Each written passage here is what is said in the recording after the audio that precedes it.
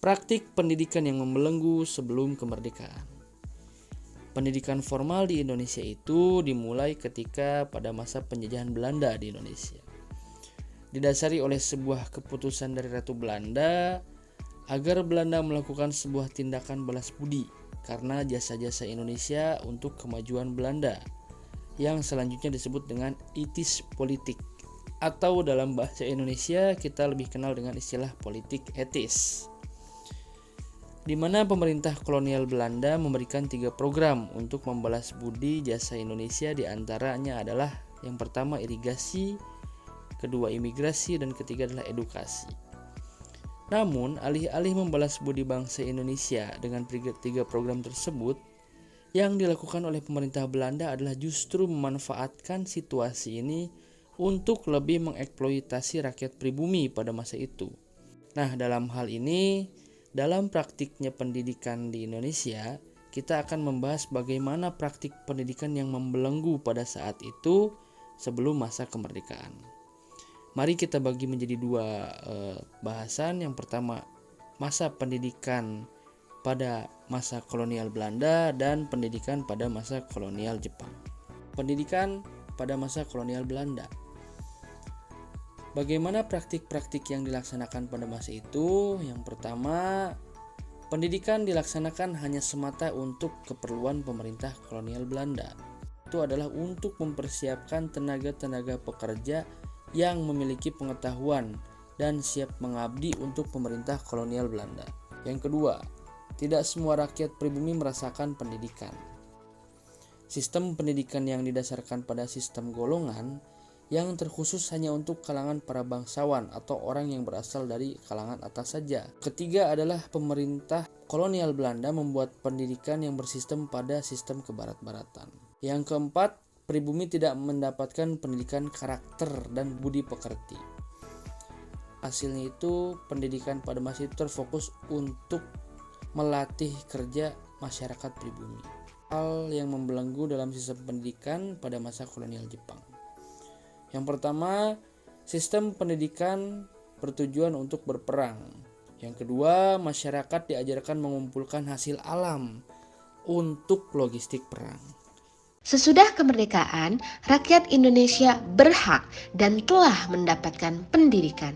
Namun, pada kenyataannya masih terdapat praktik pendidikan yang membelenggu, di antaranya yaitu keterbatasan guru khususnya di daerah terpencil. Ini disebabkan oleh beberapa faktor, di antaranya kurangnya minat dan motivasi guru untuk mengajar di daerah terpencil, kemudian akses yang sulit untuk menjangkau daerah terpencil. Kemudian penyebaran guru di sekolah juga masih tidak merata, sehingga ada sekolah yang peminat gurunya banyak dan ada juga sekolah yang peminat gurunya sangat minim. Selanjutnya yaitu sarana dan prasarana yang tidak merata di setiap sekolah. Ketidakmerataan sarana dan prasarana di sekolah seperti ruang kelas yang bocor, kurangnya fasilitas belajar seperti meja, bahan ajar, teknologi, ruangan kesenian, dan ruangan-ruangan lainnya yang belum terpenuhi berpengaruh pada proses pembelajaran dan keberhasilan siswa dalam mencapai tujuan pembelajaran. Selanjutnya yaitu kesejahteraan tenaga pendidik yang masih rendah. Guru sebagai tombak keberhasilan pendidikan dan masa depan bangsa pada kenyataannya masih terabaikan kesejahteraannya. Bahkan guru kesulitan untuk mencapai kesejahteraannya. Di antaranya masih banyak guru yang tidak digaji dan dengan sukarela mengajar di sekolah. Kemudian kondisi guru honorer yang sudah mengabdi dalam waktu yang lama namun belum mendapatkan kelayakan kehidupan yang baik. Hal ini tentu dapat menyebabkan minat generasi mendatang pada profesi guru menjadi berkurang. Penguasaan teknologi digital pada guru masih rendah. Proses pembelajaran di abad 21 mengharuskan adanya kolaborasi penggunaan teknologi pada proses pembelajaran. Namun, pada kenyataannya masih terdapat banyak guru yang mengabaikan dan kesulitan menerapkan pentingnya penggunaan dan penguasaan teknologi di sekolah. Penguasaan pedagogi pada pendidik yang masih rendah. Rendahnya penguasaan pedagogi pada guru masih banyak ditemukan di beberapa satuan pendidikan. Hal ini dapat disebabkan oleh beberapa faktor. Di antaranya, yang pertama, ketidaksesuaian disiplin ilmu dengan bidang ajar. Yang kedua, masih terdapat sekolah yang menerima kualifikasi guru yang belum setara sarjana. Yang ketiga, minat mengikuti peningkatan keprofesian guru yang masih rendah. Yang terakhir yaitu orientasi keberhasilan peserta didik masih terpaku pada nilai rapor. Paradigma masyarakat di Indonesia terkait keberhasilan pendidikan hanya dilihat dari besar kecilnya nilai rapor. Masyarakat Indonesia masih memiliki pikiran bahwa nilai yang besar menjadi acuan kesuksesan peserta didik. Padahal di samping nilai rapor, terdapat banyak aspek keberhasilan peserta didik yang menjadi pertimbangan. Di antaranya yaitu kecerdasan emosional yang meliputi berbagai aspek. Yang pertama yaitu self-awareness, di mana siswa dapat mengenali emosi, kemampuan, kekuatan, kelemahan, dan batasan diri.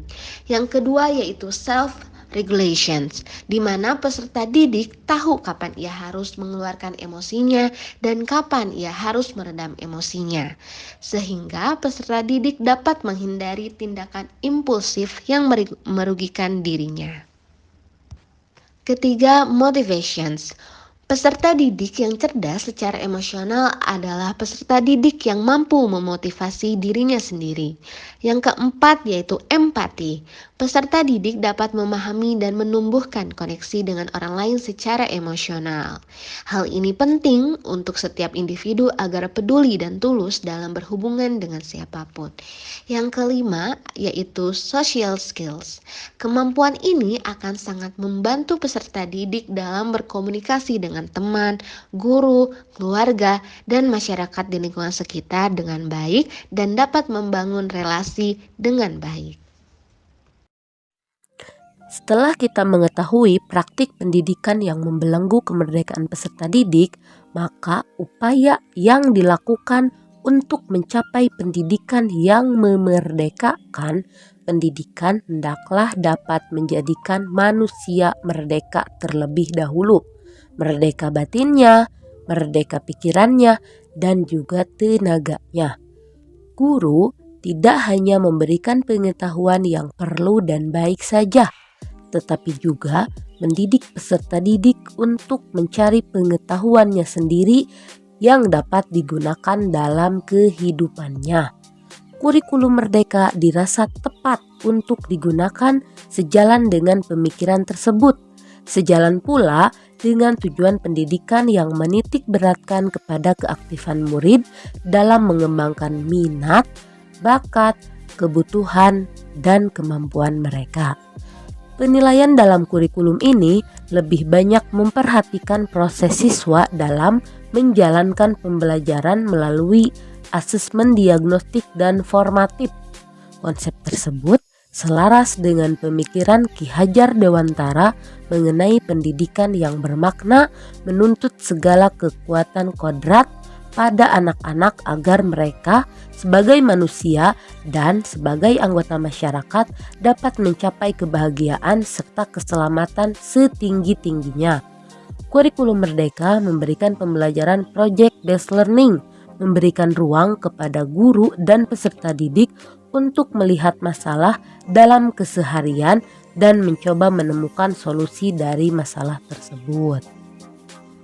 Jika kita ingin membahas mengenai model pendidikan yang dapat melepaskan belenggu yang belum memerdekakan peserta didik, maka kita harus mengetahui terlebih dahulu pendidikan yang memerdekakan peserta didik itu seperti apa sih? Nah, berdasarkan penuturan dari Ki Hajar Dewantara yang menjelaskan bahwa pengaruh pembelajaran itu umumnya memerdekakan manusia atas hidupnya sejak lahir, sedang merdekanya hidup batin itu terdapat dari pendidikan.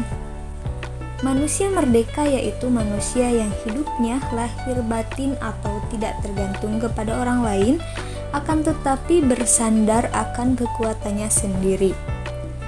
Maksud pengajaran dan pendidikan yang berguna untuk kehidupan bersama adalah memerdekakan manusia sebagai anggota persatuan atau rakyat. Begitu, dengan demikian, proses memerdekakan manusia menurut Ki Hajar Dewantara dari tujuan pendidikan sebagai alat memerdekakan peserta didik yaitu berdiri sendiri, tidak tergantung pada orang lain dan dapat mengatur dirinya sendiri. Nah, dari 3 poin tersebut dapat disimpulkan bahwa model pendidikan yang dapat melepaskan belenggu yang belum memerdekakan peserta didik ialah dengan melalui kurikulum merdeka. Kenapa harus kurikulum merdeka? Karena kurikulum merdeka membebaskan beban satuan pelajaran, dirumuskan sendiri dan ditetapkan bersama guru, mengacu kepada target capaian pembelajaran yang hanya berbentuk besaran pokok tujuan pembelajaran. Jadi, setiap sekolah akan menyusun sendiri atau merumuskan sendiri dan menetapkan alur pembelajarannya. Dengan begitu, setiap sekolah akan mempunyai cara yang berbeda dalam mencapai tujuan pembelajaran. Hal ini tentunya sesuai dengan konsep pendidikan yang dapat memerdekakan peserta didik. Karena pembelajaran dalam kurikulum merdeka disesuaikan dengan diri peserta didik dan sosial budaya daerahnya, baik itu di lingkungan sekitar tempat tinggal maupun budaya yang menjadi ciri khas dari sekolah masing-masing. Lalu apa sih konsep pendidikan yang memerdekakan peserta didik?